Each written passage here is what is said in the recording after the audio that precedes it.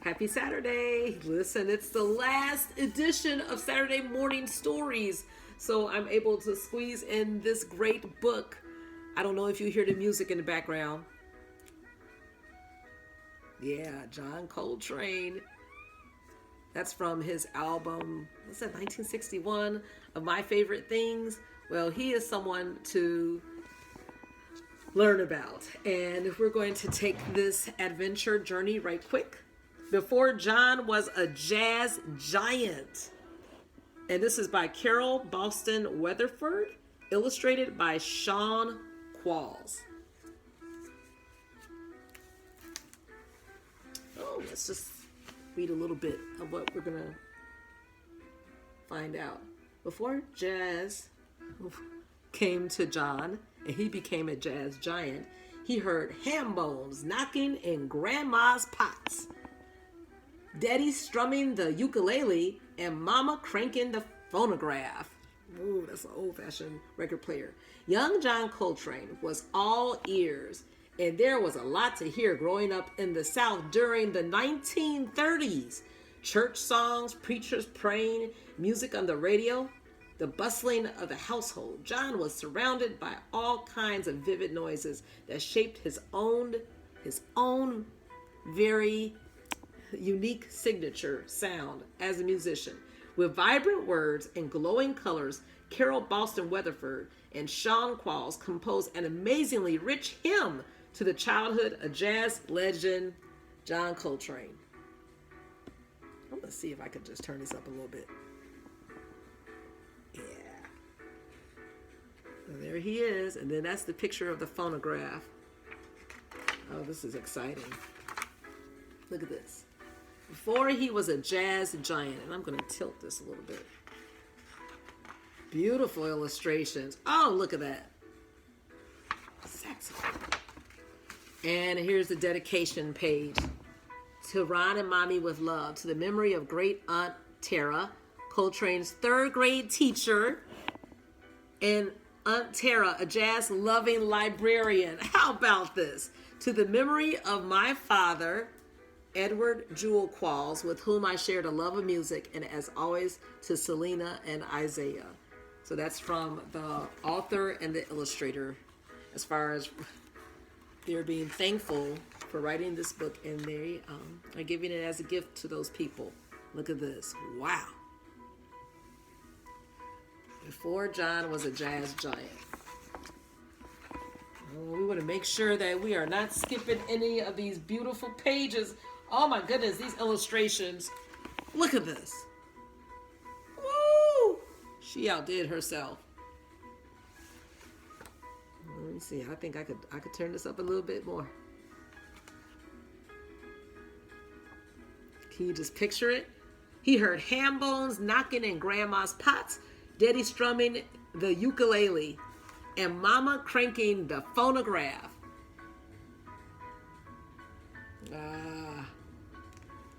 Filling his world with beautiful music. Beautiful paints. Before John was a jazz giant, he heard steam engines whistling past, Cousin Mary giggling at jitterbuggers, and Bojangles tap dancing in the picture show.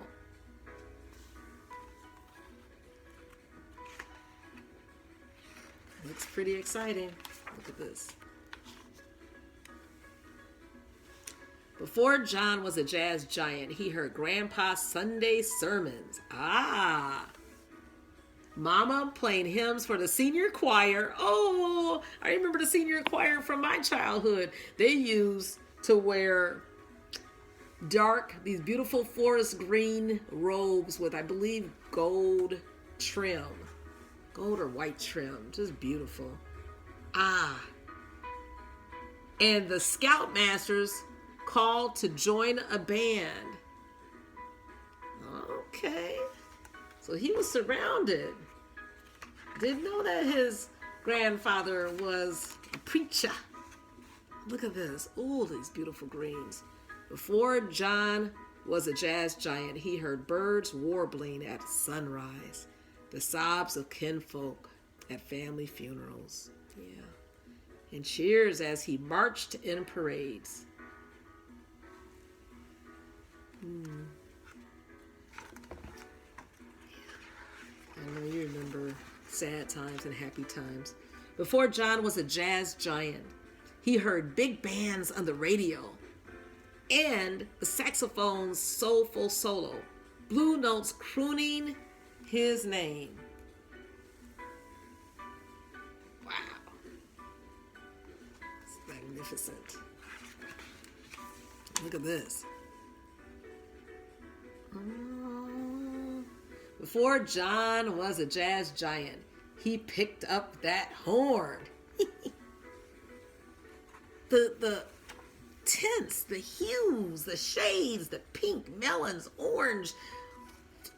Oh my goodness, the wash. Just beautiful illustrations here.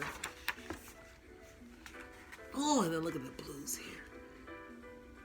Blew into the mouthpiece, pressed his fingers on the keys, and breathed every sound he'd ever known into a bold new song. That train. Very beautiful. Uh-oh. We do not want to be interrupted by any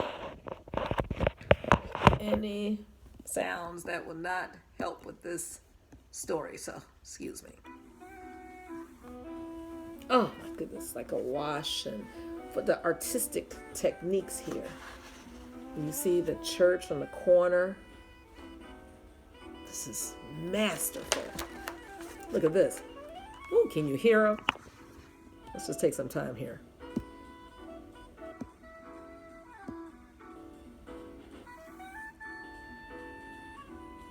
Can you imagine? Before John was a jazz giant, he was all ears. Boy, does this look like so many of my beautiful students. Some of my past students. Oh, they're just all beautiful. Oh my goodness. Don't let it be the end. What? That was short. Well, let's read a little bit about this author. Legendary jazz saxophonist John Coltrane. Well, she's going into the history of him. Was born 1926 to 1967. Was born in Hamlet, North Carolina, and raised in High Point, North Carolina, where his grandfather was a minister in the AME, African Methodist Episcopal Zion Church. John, his parents, aunt, uncle, and cousin Mary all lived with his grandparents. Oh, I was just talking to someone about having like a family home, like having a 2-flat. I think it's so fun when different generations and parts of a family lives in different parts of a building. I know my parents, when they first got married, they lived in the same structure, bungalow. It was a 2-flat of my grandmother. And then my father's brother and his wife and some of the children lived in a different section of the house. And then there was another family. And then my grandmother, my maternal grandmother, lived on the second floor, the top floor. I'm not sure who lived on the first floor. But the point is, I believe there were at least like 3 to 4 families in one building. And I think that that's precious when you have that type of setup. That's why I was encouraging my mentee, young lady who shares my birthday. She's 25 years younger than me, and she invested in a piece of property, a 2-flat. And I was just encouraging her to try to keep it as long as possible, and to perhaps in the future have family, to have her own family in that building, to have her children after she's married, and then, her sister's children. And it's just beautiful because her sister lives with her now anyway. So it's beautiful. Well, anyway, John lived with all of these relatives in his grandparents' home. His mother, who wanted to be an opera singer, didn't know that, played piano for the church choir. His father, a tailor who mended clothes, enjoyed playing violin and ukulele and singing country music when the scout leader, the church's assistant pastor, formed a community band. John, then 12, I'm going to angle this so you can see this. John, then 12, began playing the clarinet. Around the same time, his grandmother, grandfather, aunt, and father died. Their deaths hit the family hard. John's grades suffered. Yeah, I understand that. And his mother had money troubles. She rented rooms to boarders. She eventually went to Philadelphia along with her sister and niece to find work, leaving John behind with the boarders. Oh my. John poured himself into his music. Excellent idea. He played in the school band and spent all his spare time playing. After hearing jazz on the radio, he began playing the alto saxophone because the fingerings are similar. The clarinet, the saxophone, the recorder, the instrument that so many of our children start with. I was seeing if I had a recorder in this desk.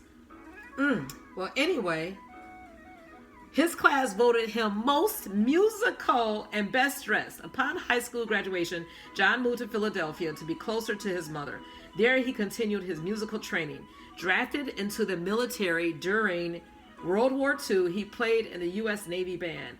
After the war, stints with the Eddie Cleanhead Vinson Band and with Jimmy Heath broadened Coltrane's musical horizons and sparked his passion for experimentation, improvisation. His musical evolution continued with the bands of pianist, composer Thelonious Monk and trumpeter Dizzy Gillespie, both bebop pioneers, and trumpeter Miles Davis, a jazz innovator. With the Miles Davis Quintet in the late 1950s, Coltrane developed a unique 3-on-1 chord approach by playing multiple notes at the same time, a technique called sheets of sound.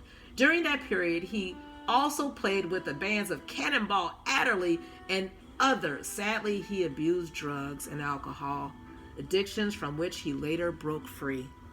With a growing reputation as a composer and improvising tenor saxophonist, he bought a soprano saxophone in 1960 and formed the John Coltrane Quartet. That group revolutionized jazz with such recordings as Giant Steps, My Favorite Things, Africa Brass, Impressions, and A Love Supreme. Toward the end of his career, Coltrane developed radical musical styles, explored spiritual themes, incorporated Indian instruments and African percussion, and supported young musicians. In 1967, he died at the age of 40 of liver disease. Today, Coltrane's, sorry about this, we still love to listen to Coltrane. Hold on, excuse me. Today, Coltrane's music can still be heard in movies and on television and radio. In 1995, the United States Postal Service issued a stamp in his honor. Beautiful. And about the author, Carol Boston Weatherford has written many award-winning books for young readers, including the Caldecott Honor book, Moses, When Harriet Tubman Led Her People to Freedom, and The Sound That Jazz Makes, which was an NAACP Image Award finalist. A minister's wife, Ms. Weatherford makes her home in North Carolina. Beautiful. And Sean Qualls has illustrated several books for young readers, including the widely acclaimed biographies The Poet Slave of Cuba and Dizzy. He lives in Brooklyn, New York with his wife and son. I'm sorry if I referred to Sean as a female before. I'm not sure if I did. But anyway, two magnificent people who have contributed to this book. And this is a Coretta Scott King Award-winning book. Wow, what an adventure. So we're just going to close out and listen to some beautiful jazz music of John Coltrane. Have a wonderful Saturday, and let's do great things toward these last moments of this year. So many great things have taken place this year, and we want to be able to impact and do wonderful, tremendous feats and be the giant that we were created to be, like John Coltrane.